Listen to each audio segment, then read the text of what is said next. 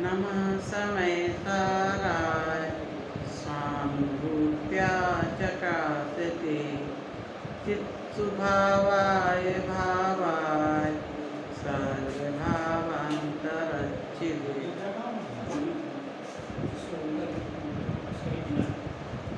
नहीं सही है, ठीक आ रहा है क्या? हाँ, इसमें तो सही आ रहा है। इन्होंने पूछा है ध्यान और ध्यान की भावना में क्या अंतर है। जो अंतर साधी और साधी की भावना में है वही अंतर ध्यान और ध्यान की भावना में है। साधी की भावना और साधी होना दोनों में अंतर है ना, वही अंतर ध्यान की भावना और ध्यान में है।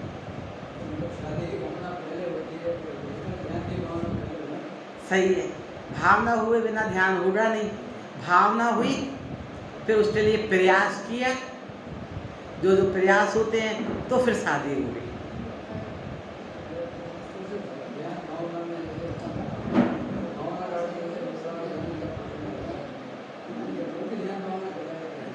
क्या लास्ट सेंटेंस क्या बोला समझ नहीं आया? हाँ हाँ हाँ हाँ हाँ, तो वही ले रहे हैं। हाँ, वो भी ध्यान है। अब वही आज मैं ग्रंथ लेके आई हूँ, कल तो हमने ऐसे ही बताया था, ग्रंथ के आधार पर बता रही हूँ। बृहद द्रव्य संग्रह पृष्ठ गाथा नंबर 47 भाग 2 में पृष्ठ नंबर 325 पर है बृहद द्रव्य संग्रह में। और छोटी द्रव्य संग्रह तो वो भी दे सकते हैं, तो उसके अंदर गाथा 47 तो मूल गाथा से जा रहे हैं ना, प्रवचन नहीं पढ़ रहे। हाँ, है ना। तो देखो इसमें 47 में लिखा है, देखो दुबी हम पी मोठे झाणे पावनदी जमुनी नेमा कम्मा पयत चित्ता जोयम ध्यानम समव्यतय। हिंदी का पढ़ दो आप।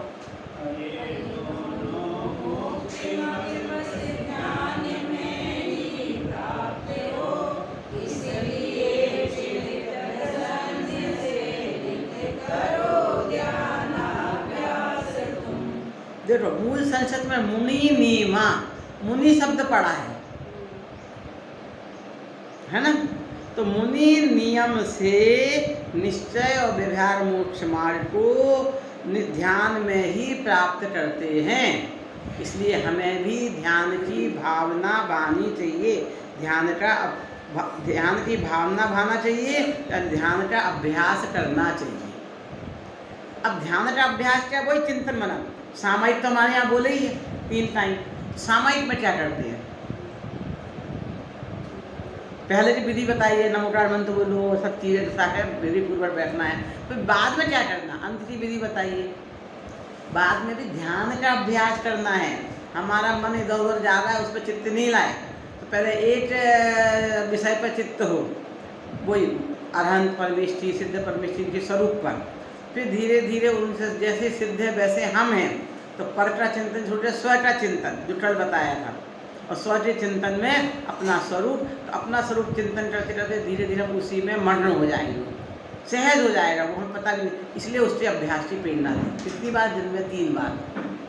तो फिर ये तो मुनि के लिए करें, मुनि के लिए भी वही जरूरी है, हमारे लिए भी करना। तो लास्ट में ध्यान का अभ्यास है।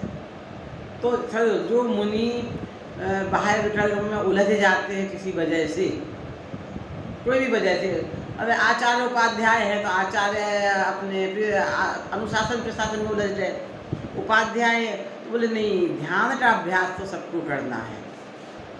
तो मुनियों को ध्यान नहीं होता क्या? अरे जिसको बिल्कुल नहीं है वो ध्यान आरंभ करने का अभ्यास कर रहे हैं हम तुम, और जो ध्यान में हैं पर जिनको मुक्ति नहीं मिल पा रही है तो उग्र ध्यान का अभ्यास करें, जो जिस स्थिति में है उससे आगे बढ़ने का कर दे। इससे कहाँ अर्थ निकलता है मुनियों को ध्यान नहीं होता है?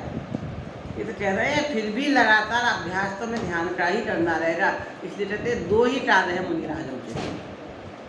कौन कौन से? ध्यान और अध्ययन। देखो जहाँ जरूर आवश्यकता होती है तो आहार विहार आदि क्रियाएं उनकी होती हैं। फिर या तो वो स्वाध्याय कर स्वयं पढ़ते हैं अथवा पढ़ाते हैं, मतलब अध्ययन करो स्वयं अध्ययन करो, या उपदेश दो, सब उसी में शामिल हो जाते हैं। अथवा ध्यान में चले जाते हैं।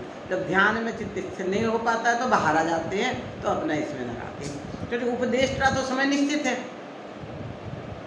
किसी भी टाइम होता नहीं है।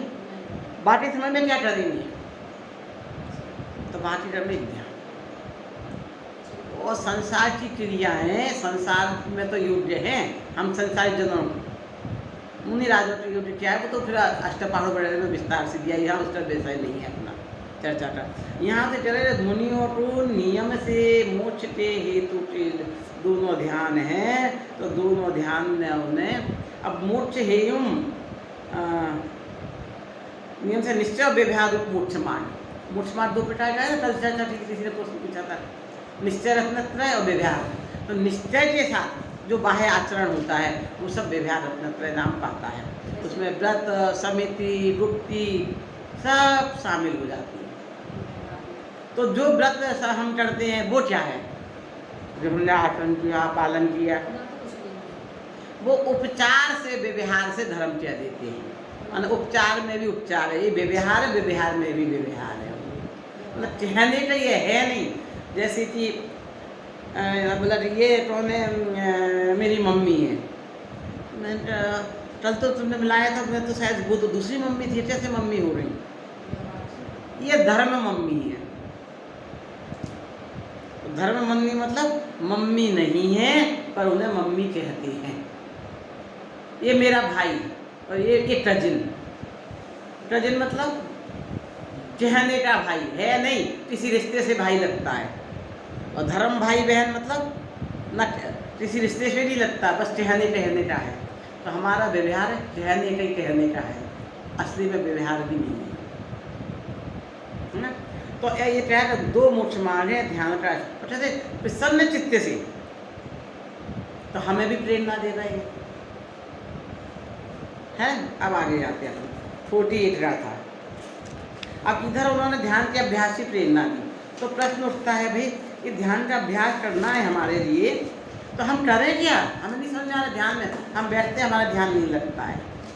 तो ध्यान का स्वरूप बता दिया इनने। ध्याता पुरुष का लक्षण कहते हैं, ध्याता पुरुष का स्वरूप बता रहे हैं। माँ मुज्जय, मारज्जय, माँ मुज्जय, मारज्जय, माँ दुस्सय इष्टने अट्ठेषु स्थिरमिच्छिय जय चित्तम विचित्र झाड़प सिद्धिये।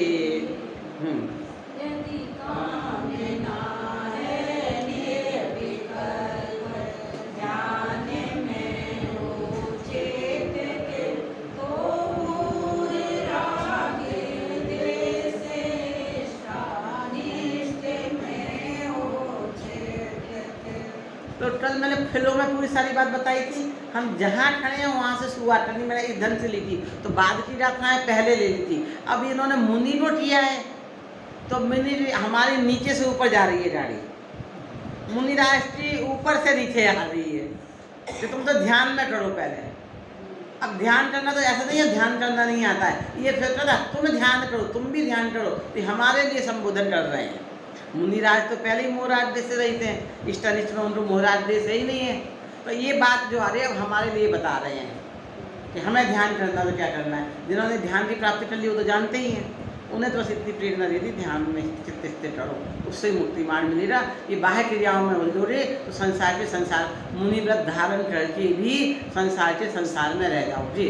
तो निश्चय मोक्ष मार्ग और मोक्ष मार्ग वो ही है। ये और बाकी क्रियाएँ व्यवहार में भी व्यवहार हैं।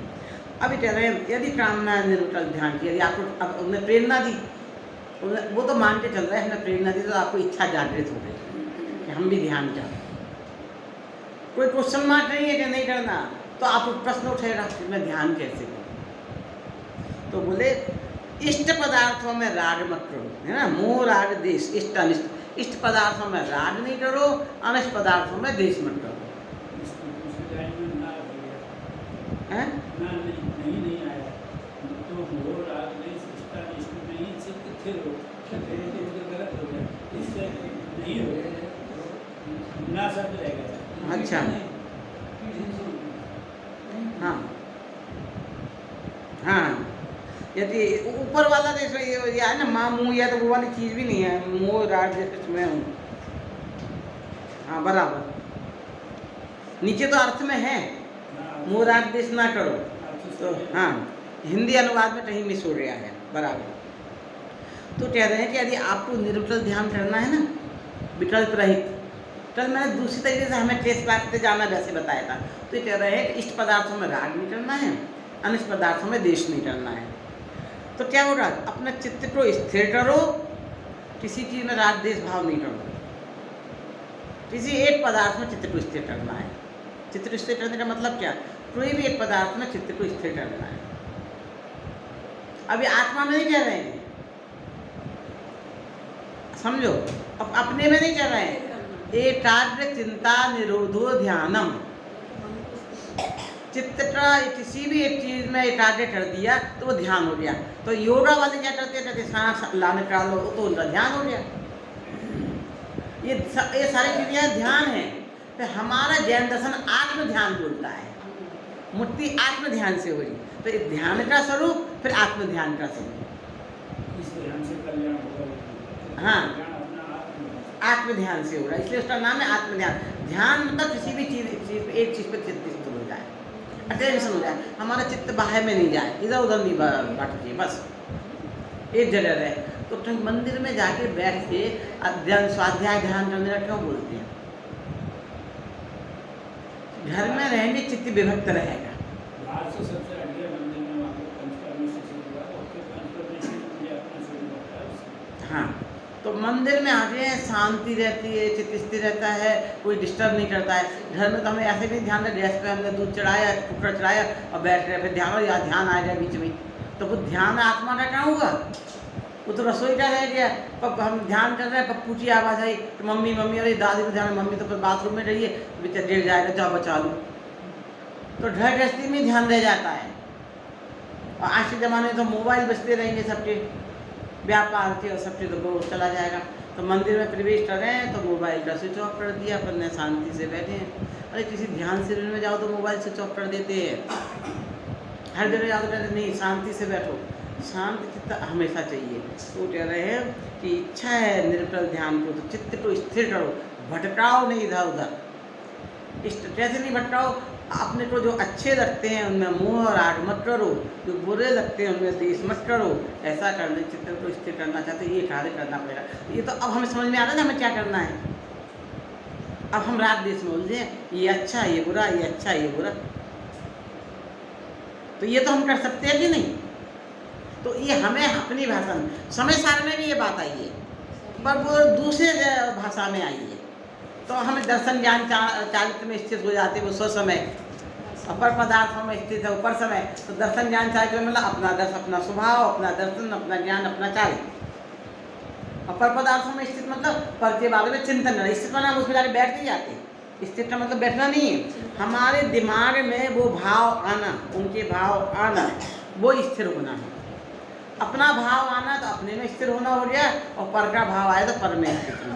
तो अब वो पर में स्थित, तो हमें प्रश्न जाता है, हम तो पर में स्थित है ही नहीं, मैं तो मेरे में ही हूँ। स्थित का तो बैठते ना, मेरी जगह बैठना हो जाना। हाँ, तो वो हमें अपनी भाषा में समझ में आए, इसलिए चीज़ दी रही, सरल भाषा में दी गई है। अब हम पेज नंबर जाएंगे 348 पे आ जाएंगे।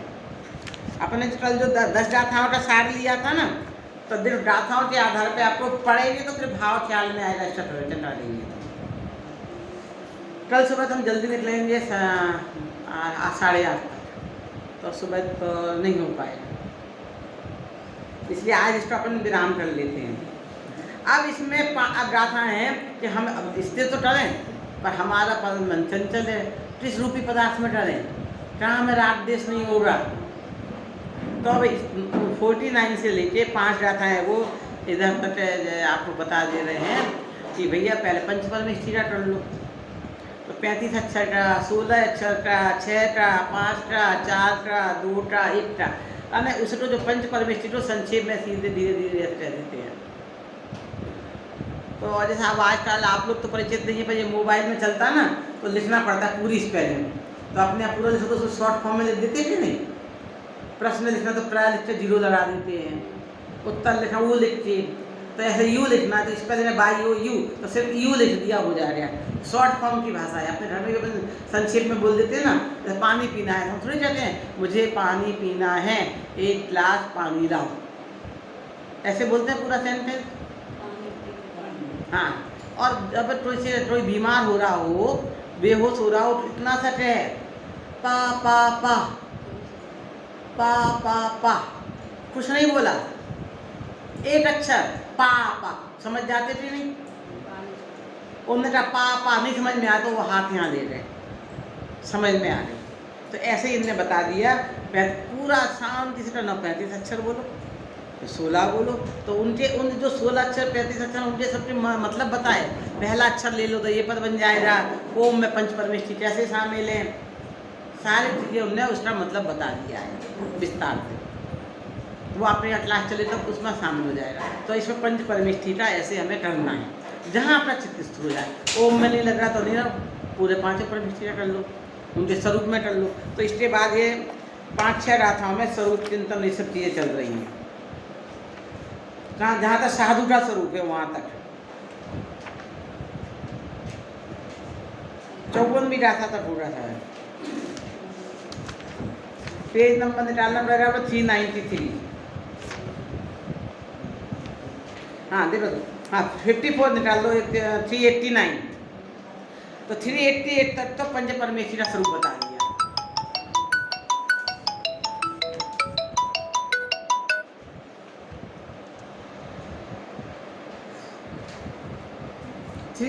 तक तो पंच परमेश्वर का स्वरूप आ गया अपना, ठीक है। तो वो मैं आपको हाँ छोड़ दे रही हूँ। अब 54 गाथा में फिर बाद में दे रहे थे वो जो समय साइड था, दर्शन ज्ञान चाहे में दर्शन पढ़ ले, गाथा पढ़ ले, चलिए।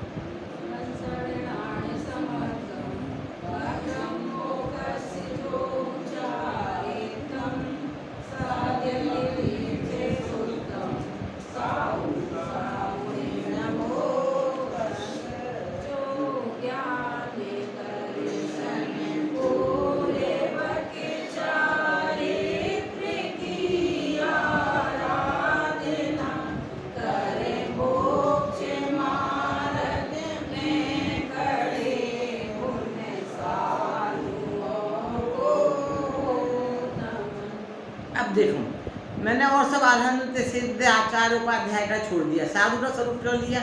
इसमें विशेष बात है, पहले मैं यही सोच रही थी कि मुनिराज जैसे नैमित देव ने ऐसा क्यों किया, पहले आचार्य का स्वरूप लिया, फिर उपाध्याय का, बाद में सबसे लास्ट में साधु का। पहले तो साधु बनते हैं, पहले साधु का स्वरूप आना चाहिए, फिर आचार्य उपाध्याय का।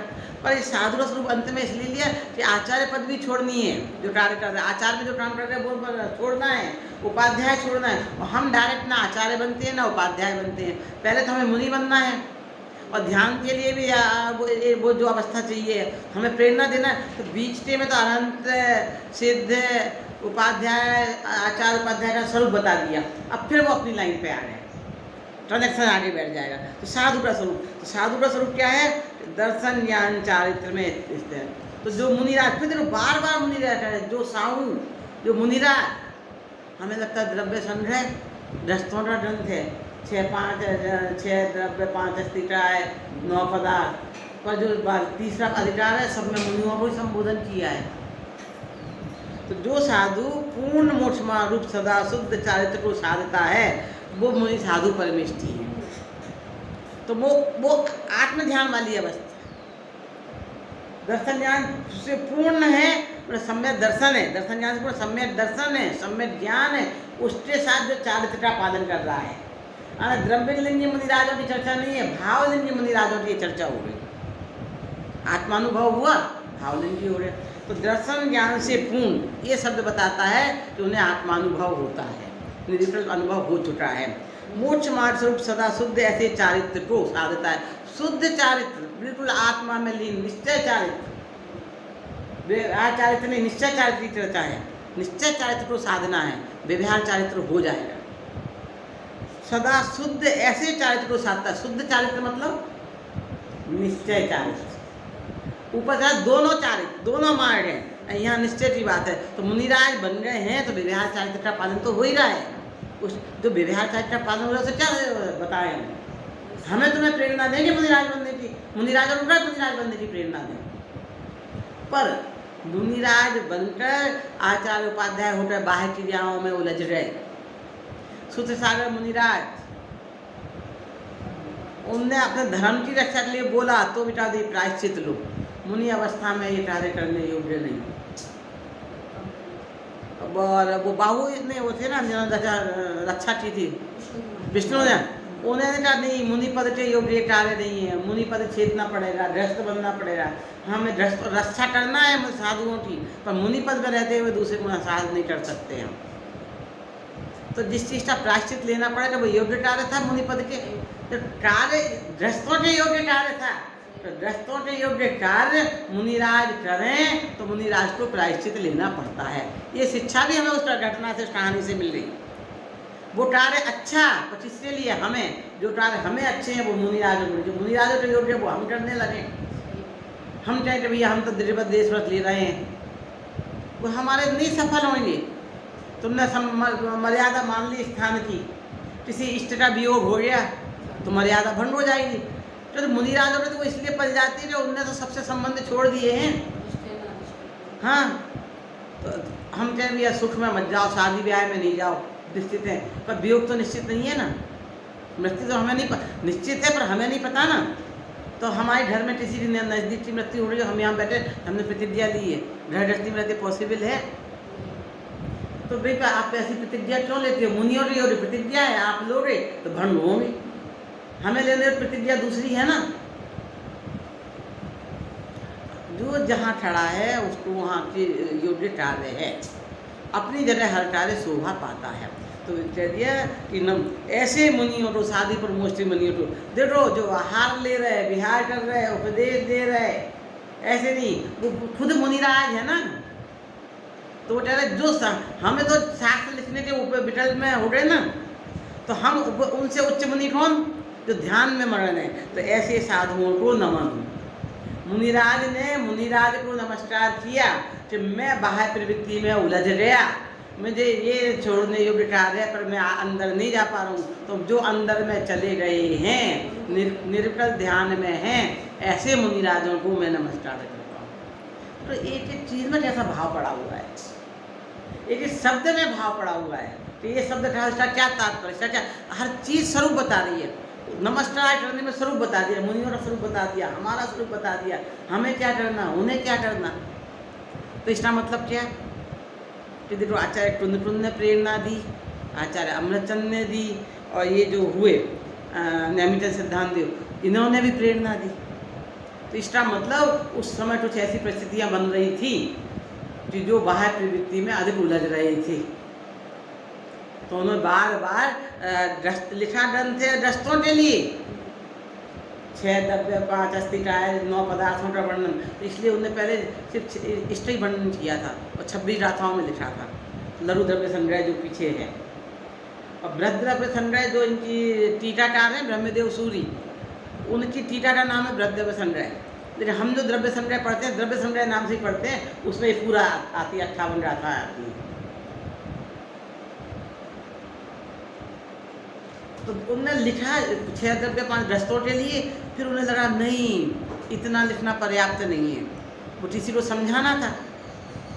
उन्होंने लिखा सोम श्रेष्ठी के लिए समझाना था, तो समझाने के लिए तो उतना उन्होंने पूछा भाई हमें बताइए 6 द्रव्य पंचायती टाइम नहीं समझते हैं। तो इसका मतलब सोम श्रेष्ठी बिगिनर थी, आरंभ वाले थे, जैसे हम कह रहे विद्यार्थी के लिए ले रहे हैं।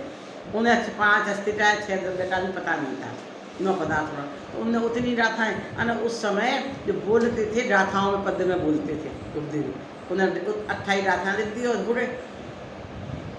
फिर ऐसा लगा, फिर उपदेश दे रहे होंगे, प्रवचन कर रहे होंगे, महाराज के जो उपदेश होते हैं, उन्हें विकल्प पाया कि इतना तो मैंने लिख दिया 28 गाथाएँ, पर हमें मोक्ष का मार्ग भी बताना चाहिए।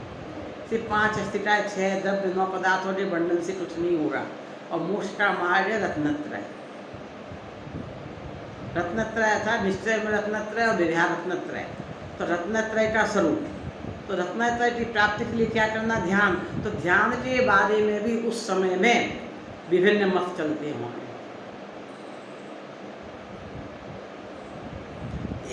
तो हम जो ग्रंथ होता, ग्रंथ के आधार पर उस समय के काल में कैसे कैसे जनता होगी, कैसे श्रोता होगी, कैसे, तो किसी एक व्यक्ति ने ऐसा प्रश्न उठा दिया होगा। उन्होंने अपना वो ग्रंथ पढ़ा जो लिखा, सभा में भी जैसे हम किताब देते हैं तो सभा में पढ़ते हैं, किसी ने प्रश्न उठाया तो हम उसमें और ऐड कर लेते हैं। तो किसी ने सभा में कहा, महाराज ये तो समझ में आ गया, पर हमें मोक्ष मार्ग पर कैसे चले, क्या है मोक्ष मार्ग सही? तो मोक्ष मार्ग बताया, तो उन्होंने कहा ध्यान करना चाहिए, ध्यान, और विराम दिया। तो भैया ध्यान का स्वरूप भी बता दीजिए आप, हम कैसे ध्यान करें? तो ध्यान का स्वरूप बता रहे।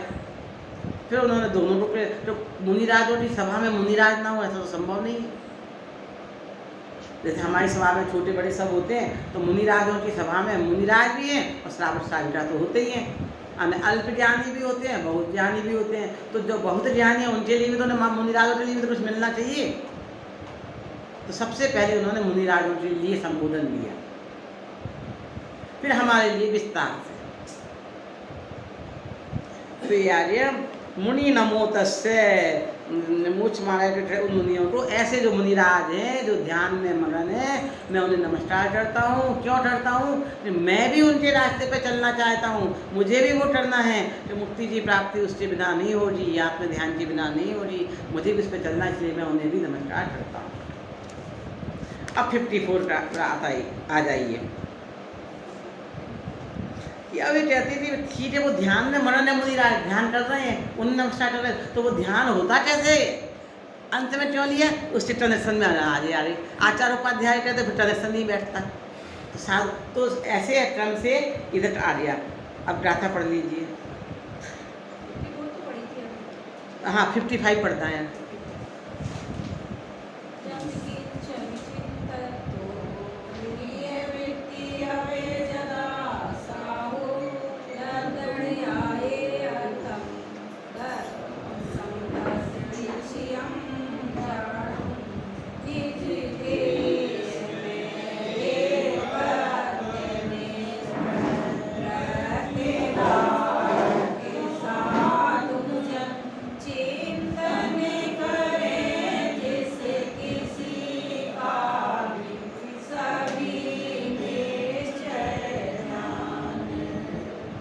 देखो, फिर हर गाथा में साधु लाए, ये नहीं कि बीच बीच में हमें भ्रम नहीं हो जाए, ये तो भैया हमारा नहीं है, तो हम आपके लिए बता रहे हैं, हमारा उपदेश तो साधुओं के लिए। जैसे मुझे बार बार लग रहा था ना, बच्चे आगे बैठे चर्चा की, तो मैं नहीं है आपके लिए भी उपयोगी, ऐसा नहीं है बच्चों के लिए कह रहे हैं। तो इन आचार्य देव को भी, मुनिराज देव को भी ऐसा लग रहा था कि कहीं साधुओं को नहीं हो जाए, तो इनको समझा रहे हैं, हमारे लिए नहीं कह रहे हैं। उधर हे साधु, हम तुम्हारे लिए भी कह रहे हैं। निज ध्येय जम चिंची भी, जो कुछ भी एक बार जिनको आत्मानुभव हो गया है उसकी चर्चा ही। देखो, ध्येय में एकत्व प्राप्त करके हिंदी में लिखा है। जन चिंची भी, जिस किसी भी पदार्थ का ध्यान, चिंतित हो, ध्यान करता हुआ, चिंतन करता हुआ, मनन करता हुआ, मतलब एक बार दिन में ध्येय में है ना, शुद्धात्मा में एकत्व प्राप्त कर लिया है ना, उपसम एक बार सम्यक दर्शन हो चुका है जिन्हें। उसके बाद क्या, किसी भी पदार्थ का ध्यान करता हुआ साधु, ये पूरे त्रिलेखन मुनिराज की हो रही, जो साधु हैं उन्हें आत्मानुभव है और है, ऐसे साधु की चर्चा अभी यहाँ कर रहे हैं। तो इसी रास्ता से सिद्ध हो गया ना, मैं अपनी तरफ से नहीं कह रही कुछ, इसमें बताते रहे। जम चिंची भी चिंतितो, जो कुछ भी चिंतित करता हुआ, सोचता हुआ, निर्णीय वृत्ति, निरीह वृत्ति, निरीह मतलब इच्छा रहित वृत्ति से, निष्प्रय व्यक्ति वाला, निरीह का मतलब समझ रहे, जैसे निरीह प्राणी है, इच्छा रही, कोई भी चाहे नहीं है, कामना नहीं है। लद्धूण या तम तदाहु तम तस्य निश्चयम ध्यानम, जब निष्प्रय व्यक्ति वाला किसी भी एक चीज़ का चिंतन करता है तो वह ध्यान कहलाता है। तो जब किसी भी चीज़ का चिंतन, कब एक बार आत्मानुभव हो गया, फिर आपको स्व का चिंतन चले या पर का चिंतन चले, किसी भी एक चीज़ का चिंतन, एकाग्र चिंता निरोधो ध्यानम। तो पहले आत्म ध्यान जरूरी है, आत्म ध्यान हुआ तो स्व पर का कुछ भी चिंतन चलता रहे तो वो निश्चय ध्यान है। किसी एक पदार्थ का चिंतन है तो निश्चय ध्यान है, ध्यान है, परम ध्यान नहीं है। किसी भी पदार्थ का चिंतन विकल्पात्मक चिंतन है, हाँ, इसलिए वो निश्चय ध्यान तो है। जो बाहुबली ध्यान में खड़े थे, पूरे समय आत्म ध्यान में नहीं थे, तो जब वो पूरे समय थे वो ध्यान अवस्था थी। यहाँ से मैंने वो चीज़ निकाली कि वो ध्यान अवस्था है, वो निश्चय ध्यान है, ध्यान का निश्चय स्वरूप है। अब आगे वाली गाथाओं में लेंगे कि परम ध्यान क्या है। आगे ना इच्छा रहित होना बहुत जरूरी है। किसी भी चीज़ का हम चिंतन कर रहे हैं, तो यदि हमने जो अनंत परमेष्टि पंच परमेष्टि का चिंतन किया, जो उन्होंने बोला था शुरू में 54वीं गाथा में बोला था पंच परमेष्टि ध्यान करो, फिर हमने इच्छा के साथ कर लिया। महावीर जी गए, महावीर जी के पता है बच्चे दे दो, लड़का हो जाए, पदमपुर आ जाए, भूत भट जाए, इच्छा सहित हो जाए ना पंच परमेष्टि का चिंतन। इच्छा सहित पंच परमेष्टि का चिंतन हुआ, ध्यान। मेरे तो नंबर अच्छे मिल जाए, मैं परीक्षा में पास हो जाऊं, जो बस कोई कोई काम में इच्छा लेके जाते हैं ना, ये भगवान हमें क्षेत्रीय वृद्धि हो जाए, इच्छा कर लिया। इच्छा रहित चिंतन है तो ध्यान है, इच्छा सहित चिंतन ध्यान है। इच्छा निरोधा तपा लिख रही है ना। क्या पूछा आपने? कुछ पूछा? इच्छा निरोध क्या है? हाँ, है ना। तो ये ना लद्दुण ये तद आहु वह ध्यान निश्चय ध्यान कहलाता है। तो उन्होंने कह दिया किसी पदार्थ का चिंतन करो, इच्छा नहीं होना चाहिए। तो जिस चीज़ में इच्छा नजर आ रही है, अरे साधुओं को लौकिक इच्छा तो होती ही नहीं है, करना चाहिए नहीं, वो तो होती नहीं है। हम तुम लोगों को इच्छा होती है, उसका भी निरोध है। निष्प्रय व्यक्ति धार साधुजन, यदि तो इसका मतलब है उस जमाने में भी कुछ साधु कुछ इच्छाओं के द्वारा कुछ करने लगे होंगे ध्यान, कि हम तो निष्प्रय हम तो कर रहे हैं, तो बोल दिया नहीं नहीं नहीं, इच्छा निष्प्रय होकर काम करना है हमें, जहाँ तो इच्छा नहीं। उपदेश देने की भी इच्छा हुई आपने, उनका उपदेश तो सहज भाव से होता है, प्लान नहीं होता है ना। तो एक एक चीज़ कहाँ कहाँ कैसे आई है, वहाँ से कैसे चीज़ निकल जाता है, कैसे मुनिराज का स्वरूप समझ में आ जाता है। और उस समय तो धीरे धीरे भगवान महावीर गए, तो धीरे धीरे कहीं कुछ 12 वर्ष का वो अकाल पड़ा, तो फिर कुछ ऐसी चीज़ें आ रही थी किसी परिस्थिति पर, तो उन्हें दूर कर, जैसे अब लॉकडाउन हुआ तो क्या हुआ, सब ने घर में बैठे दर्शन किए, पूजा की, तो सब अच्छा लगा कि हाँ चलो हमारी प्रवृत्ति तो हो रही, दर्शन हो रही है। अब लॉकडाउन ख़त्म भी हो गया, तो बड़े शहरों में अब लोगों के हम टीवी पे ही दर्शन कर लेते, टीवी पे अभिषेक देख ले, मंदिर जाने की वृत्ति खत्म हो रही।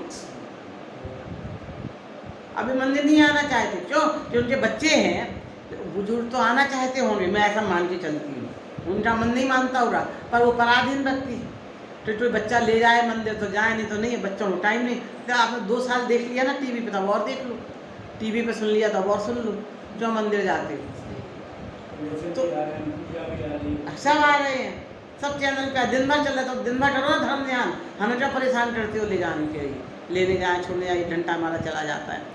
तो ये शिथिलता आ गई, अपवाद मार्ग था वो, उत्सर्ग मार्ग नहीं था।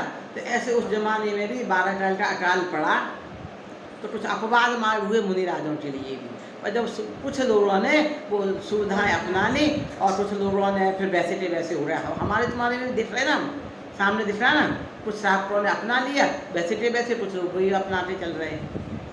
बड़े शहरों में जैसे बम्बई है, ऐसे जहाँ दूरी है, विदेश में है, तो वो तो सब उससे एकदम अपनी धर्म हो गया, हमारा संतुष्ट हो गए। तो इस तरह से धीरे धीरे चीज़ें आई, तो बोले नहीं ये चीज़ सही नहीं है, तो हमें तो एक निरी वृत्ति होकर काम करना है। तो हे साधु, निरी ध्येय में एकत्व प्राप्त किया है, तो अब उसके पश्चात तो इसका मतलब वो चीज़ अनिवार्य है। कोई कहे कि नहीं आत्मानुभव अनिवार्य नहीं है, तो उन्होंने ध्येय में एकत्व प्राप्त करके सीधा सीधा डाल दिया है। मुनिराजों को तो पहले आत्मानुभव एकत्व प्राप्त करें, फिर बाद में किसी भी चीज़ का चिंतन चलता है, नहीं पहले ये चीज़ होनी चाहिए। बहुत साफ साफ लिखती है। ये सब बातें मैंने इसलिए शास्त्र के आधार देखो, इसमें भी लिखा ही है, अंदर भी एकाग्र चिंता निरोध ध्यान उनका है ना, आपको पढ़ा। अब ये आ गया परम ध्यान का स्वरूप 56 में, मैं 57 बोल रहे थे, 10 गाथा में स्वरूप है, ये 56 की गाथा में आया परम ध्यान का स्वरूप। पढ़िए गाथा पढ़िए।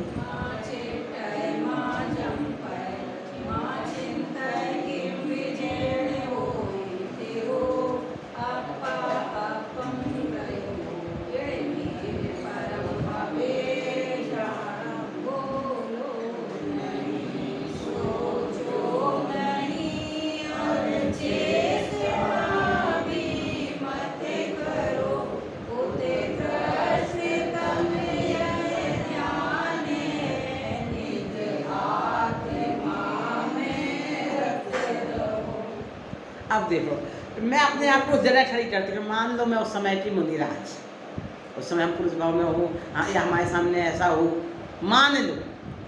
अब हम में ऐसी प्रवृत्ति आ रही, बुराइयाँ आई तो हम में ही आएंगे, हम दूसरों में क्यों लाएं? इसलिए कह रहे हैं कि हम में आ रही है ऐसी प्रवृत्ति।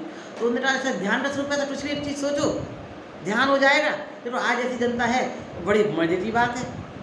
तो कुछ हम एक चीज़ सोच रहे हैं ना, हम थोड़ी दुनिया भर की बातें सोच रहे हैं। हमने तो एक ही चीज़ सोचा है। क्या सोचा है? कि हम शास्त्र लिखेंगे, हम उपदेश देंगे, हमारा ध्यान हो गया। एक ही चीज़ कर रहे हैं हम लोग, ज़्यादा चीज़ें नहीं कर रहे हैं। एक काम में चित्त स्थिर कर लिया ना, हमारा ध्यान हो गया। आपने कहा एक हमें चिंता नहीं है, हम शास्त्र लिख रहे हैं, हमें चिंता भी नहीं है, मेरा तो ध्यान हो गया। मैं अपने आप को ध्यान ही मान लिया। मतलब मैं मुनिराज, उस समय मुनिराज तो आज क्यों राधा पढ़ ली मैंने, और मैं तो सोच लिया देखो मैं तो ध्यान ही हूँ ना, फिर मैं एक ही काम कर रही हूँ। आप भी एक ही काम कर रहे हो, घर गृहस्थी की चिंता छोड़ दी, अब स्वाध्याय करते हो, जाते हो, खाना पीना थोड़ा जो करते हो, बाकी कोई चिंता नहीं है, हैं? तो हम भी एक काम कर रहे, चिंता का निरोध कर दिया। हमें ना सब्जी दाना की चिंता है, ना खाना बनाने की चिंता, वो तो भोजनालय में खा लेते हैं। तो हमारा ध्यान हो गया।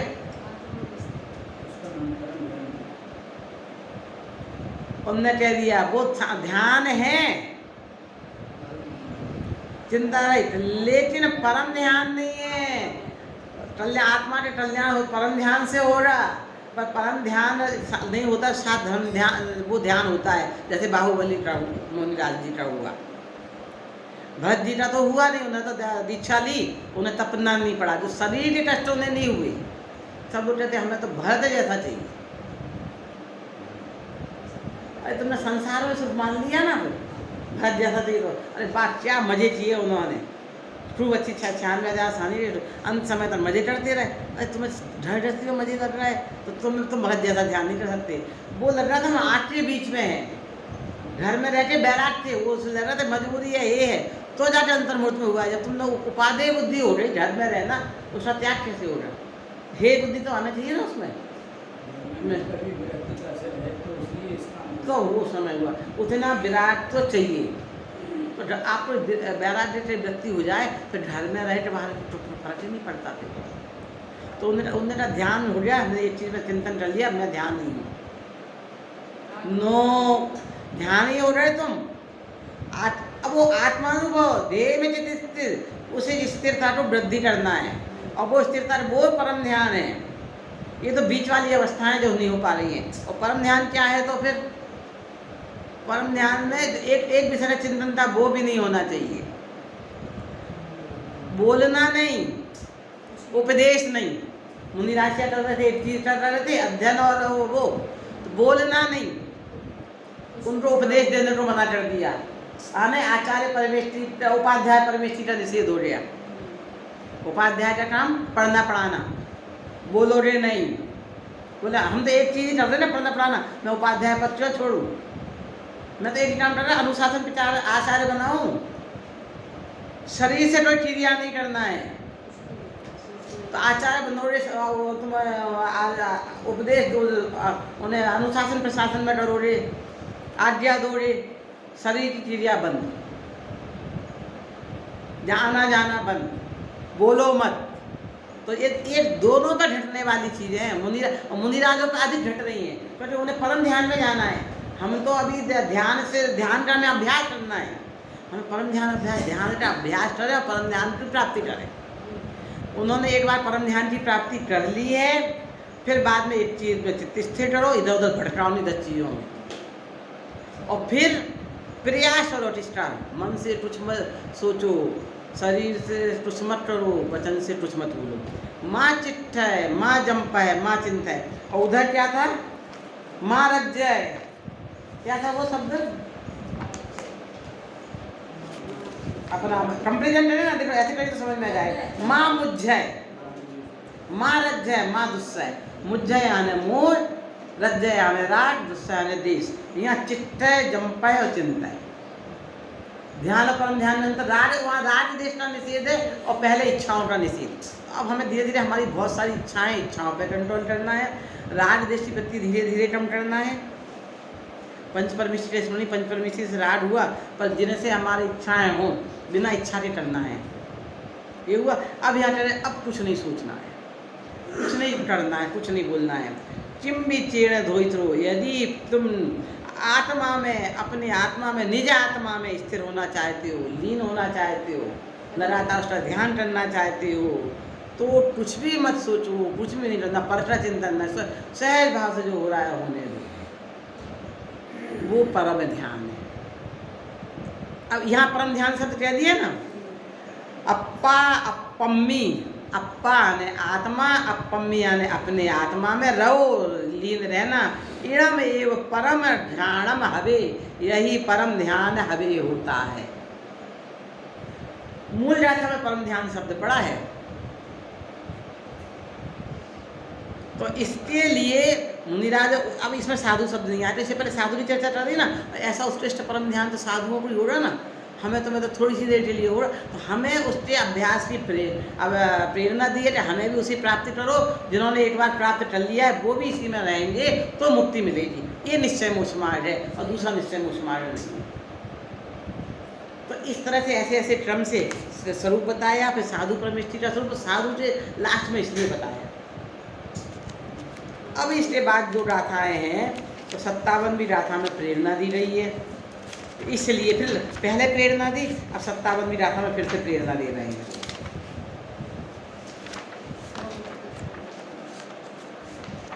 हाँ, ये पेज नंबर पे आ रही है आपकी 440।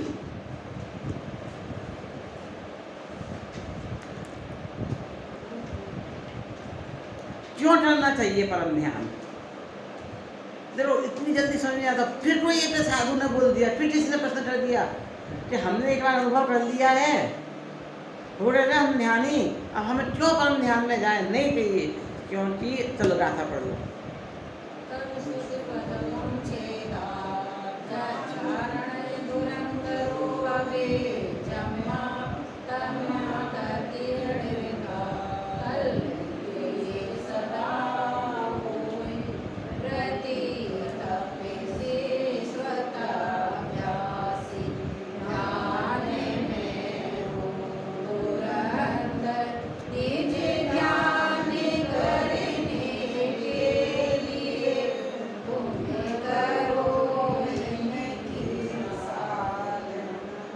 देखो जो गाड़ी रथ चलता है, पहले रथ चलते थे ना, अब आज कार भी रथ जैसे समझ लो, तो पहिया ही होता है।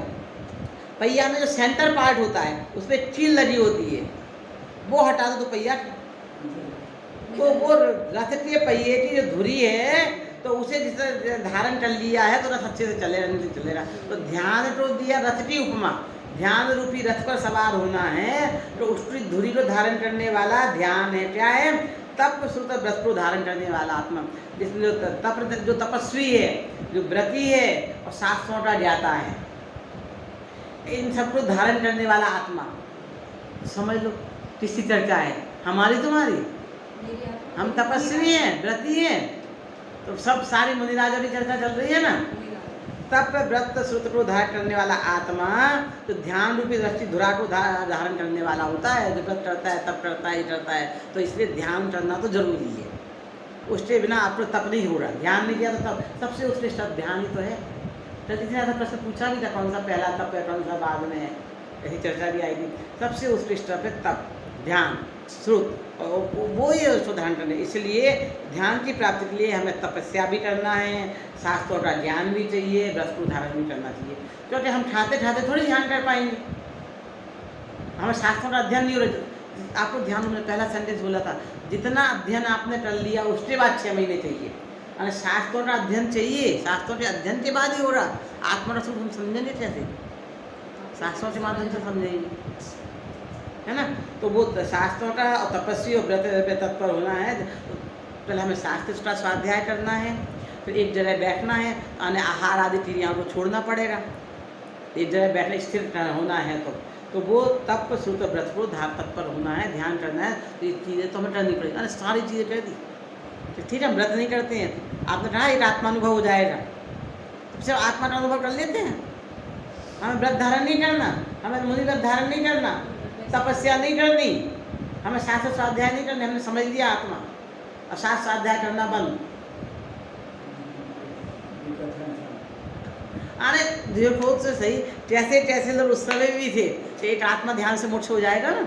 आप फिर हो जाओ तो हम तो काम करते हैं कि आपने कहा कि ध्यान करना है, हम घर गृहस्थी क्यों छोड़े उसके लिए।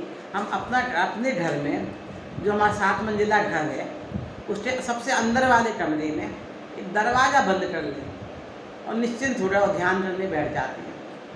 कहते भाई महिलाओं को नहीं होता है ध्यान, क्यों नहीं होता? तो उन्हें निश्चिंता नहीं रहती, कोई आ जाएगा हमें ज़बरदस्ती कर ले, कुछ कर लेगा, इज्जत हो जाएगी। तो हम कहते हम घर में हो जाते हैं, घर में सुरक्षित है, और घर में बैठ के कमरा बंद कर लिया और वहाँ पर निर्भर होकर हम ध्यान कर लें, हमको इतना टेंशन नहीं रहेगा। ऐसे कुछ उतर करने लगते हैं, फिर करना तो अब हमें टेंशन ही नहीं है, सुरक्षित है, तो ध्यान हो जाएगा क्या? पुरुष भी कहें कि हमें आत्म ध्यान ही तो करना है, हम नहीं सोचेंगे, शरीर की क्रिया बंद कर दी हमने वहाँ बैठ के, किसी से बोल नहीं है, दरवाज़ा बंद कर दिया है, और मन से भी नहीं सोचेंगे अब हमें मुक्ति मिल जाएगी। हाँ, तो वो बनासी दादी भी ऐसे भ्रमित हो ही रहती है, तो उस समय में लोग ऐसा कहने लगे होंगे। तो ठीक है, हम आत्मानुभव करते हैं, अब व्रत तक हमें धारण नहीं करना, हमें शास्त्रों का अध्ययन नहीं करना। तो वो हाँ, तो एक कमरे में बंद हुए, थोड़ी देर के लिए नग्न हो गए और ध्यान हो गए, मुनिराज बन गए हम, फिर आ गए। ऐसी चीज़ें आई ना, तो वो नहीं, ध्यान की प्राप्ति के लिए निरंतर शास्त्रों का अध्ययन करना है। निरंतर शब्द डाला है, सदा सदा निरंतर शास्त्र श्रुत शास्त्रों का अध्ययन करना है, यथायुग व्रत पालन करना है और तप भी करना है। इसमें सब कुछ आ गया, मुनिराजों वाले तब भी आ रहे, गृहस्थी के जो यथायुग सब आ रहे, तब जाके ध्यान कर पाओगे। और तब चारित्र के बिना मुक्ति नहीं, खाली समय दर्शन के बिना भी मुक्ति नहीं है और चारित्र के बिना भी मुक्ति नहीं, तीनों का सुमेल है, तीनों की एकता मुक्ति मार्ग है। निश्चय और विवाह की एकता। भरत चक्रवर्ती को भी भले ही अंतर्मुख के लिए सही, पर उन्हें पूरा तो वो हमें लगता है इसमें उन्होंने चक्रवर्ती का साम्राज्य छोड़ा था, हमने अपने उसमें से उसका सारा बोझ उतारा था, तो उसके लिए उससे पहले उसकी तैयारी थी। हमें एक चीज़ छोड़नी होती है अपने आप। सब लोग आप जो सोना जेल में आके रह रहे हैं, तो जो अपना घर था उसे छोड़ा, तो उसे छोड़ने के पहले कितना कष्ट था। इतना बड़ा घर हमने इतनी अच्छी से मेहनत से बनाया, 4 मंजिला 2 मंजिला, इधर आके कमरे में रह रहे हैं छोटी सी में। पहले हमारा गृहस्थी की शुरुआत हुई छोटे से कमरे से। हमें सास ससुर ने हमारे पास पुरखों की बकौती नहीं थी, हमने खुद मेहनत से कमाया। और इतना बड़े घर की इच्छा हुई हमारी, हमें खूब बड़ा घर बना दिया और सबको बहुत शान से सबको बुलाया, मैंने कमाया है। फिर 25 साल से शुरू हुआ, 50 साल में बनाया और 60-70 साल से शुरू हुए, तो फिर बेचते आके छोटे से घर में। फिर जब उस घर को बेचना पड़ा, खुशी खुशी बेचा होगा, उसे छोड़ने में कैसी तकलीफ हुई होगी हुई। एक चीज़ तो नगाह डाली हो रही है, चीज़ आ रही, मैंने ऐसी खड़ी बनाई, ऐसी बनाई, ऐसा किया, हर चीज़ याद आई ना। तो उससे पहले छोड़ने पहले कितनी तैयारी, हमने राग बस मजबूरी बस छोड़ा तो हमें दुख हो रहा है। वैराग्य बस छोड़ा होता, ये क्या मेरे साथ जाने वाला है, मुझे क्या जरूरत है, तो हमने राग बस छोड़ा तो हमें दुख हो रहा है। तो उसकी तैयारी करनी पड़ती है, रातों रात नहीं छूट जाता है, अंदर में उसे छोड़ने की तैयारी होती है। हमें तो एक सेकंड में दिखा करती उन्होंने सामान माना आ गए, अरे उन्होंने बरसों से तैयारी की होगी, अब हम इस घर में नहीं रह सकते, अब हमें जाना है जाना है जाना है, अब हमारा भविष्य यहाँ सुखी नहीं है, हमें जाना है जाना है जाना है। तो जो रात तो भरत चक्रवर्ती देखा, अब मैं यहाँ सुखी नहीं है, संसार नहीं है, त्याग त्याग त्याग, ये भावना बलवती हुई तब वो छूटा। हमें दुखों की भावना बलवती हो तो वो चीज़ छूटती है। तो उन्हें संसार से दुखों की भावना बलवती हुई तो उन्हें चक्रवर्ती पद छोड़ा। हमें उस घर में रहने की भावना में दुख महसूस हुए, जिस घर को, बड़े घर को हमने सुख के लिए, आनंद के लिए बनाया था, उसमें रहने में लगा कि यहाँ अधिक दिन रहे तो दुखी होंगे। कुछ तो दुख महसूस हुआ तब छोटे घर में आए, बिना दुख महसूस हुए नहीं। जब तक वहाँ आपको सुख शांति आनंद मिलता रहता वो घर नहीं छूटता। कुछ ऐसी वजह रही होगी, बच्चे नहीं होंगे तो बच्चे संभालते नहीं होंगे, दूर चले गए हों, ये अकेले रहना बनता नहीं हो रहा, अब हमें साथ चाहिए। पहले हमें अकेलापन अच्छा लगता था, अब हमें मजबूरी तो साथ अच्छा लगने लगा, तो साथ ढूंढने के लिए हम इधर आए। तो हमारी दृष्टि दूसरी है। तो मुनिराज पर उसके लिए भी जो दृष्टि दूसरी है, दुख का भेदन तो जरूरी है, एक कॉमन फैक्टर है। जिस चीज़ में आपको दुख महसूस हुआ तब वो छोड़ के आप इधर आए। तो भरत चक्रवर्ती को चक्रवर्ती पने में दुख महसूस हुआ, हर घटना में, हर चीज़ में। हाँ, भाइयों के साथ ये हुआ, इनके साथ हुआ, रानी हुआ, तो उन्होंने हर चीज़ को होता गया, उतर गया, और इतना उग्र प्रसाद होता एक समय में छोड़ा, अपने अंतर में चले गए कि मुझे यहाँ नहीं मिलना। जो उग्र पुरुषार्थी होते झटके में छोड़ देते हैं, जो अल्प पुरुषार्थी होते धीरे धीरे टाइम लगता है। पर चलना तो दो चीज़ों का सुमेल है। आत्मानुभव पूर्वक घर छोड़ेंगे तो मुक्ति की प्राप्ति हुई, बिना आत्मानुभव के घर छोड़ेंगे तो मुक्ति की प्राप्ति नहीं है, पुण्य का बंध होगा, स्वर्ग की प्राप्ति होगी, रहेंगे संसार के संसार में। सभी सम्यक दर्शन की प्राप्ति कर मोक्ष मार्ग के पथ पर आगे बढ़े, इसी भावना से विराम देते हैं। जय जी।